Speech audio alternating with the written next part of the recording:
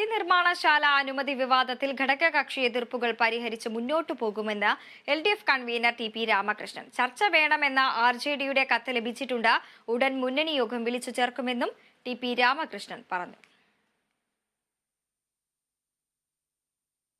കേരളത്തിൽ ആവശ്യമായ മദ്യം ഉൽപ്പാദിപ്പിക്കണം എന്നുള്ളത് നേരത്തെ നയപരമായി തീരുമാനമെടുത്തിട്ടുണ്ട്. അതിൻ്റെ ഒരു പ്രായോഗിക രൂപത്തിലേക്ക് പോകുന്ന സമയത്ത് അതിൻ്റെ സാധാരണ നിലയിൽ ഏത് വകുപ്പാണോ ഇത് നയം രൂപീകരിച്ചു കഴിഞ്ഞാൽ ഏത് വകുപ്പാണോ ഈ കാര്യങ്ങൾ നടപ്പിലാക്കേണ്ടത് ആ വകുപ്പിന് തുടർ നടപടികളിലേക്ക് പോകുന്നതിന് തെറ്റില്ല. ഇപ്പോൾ ഇതെല്ലാം ഏത് മുന്നണിയിൽ ഏത് പാർട്ടികൾക്കും ഇതിൻ്റെ മേലെ പ്രശ്നങ്ങളുണ്ടെങ്കിൽ അത് ചർച്ച ചെയ്യാൻ ഇടതുപക്ഷ ജനാധിപത്യ മുന്നണി തയ്യാറാണ്. ഇടതുപക്ഷ ജനാധിപത്യ മുന്നണിയിലെ എല്ലാ പാർട്ടികളുടെയും അഭിപ്രായങ്ങൾ പരിഗണിച്ചുകൊണ്ട് തന്നെയാണ് മുന്നോട്ട് പോകുന്നത്. എല്ലാവരും യോജിച്ച നിലപാട് തന്നെയാണ് ഇതുവരെയും സ്വീകരിച്ചിട്ടുള്ളത്.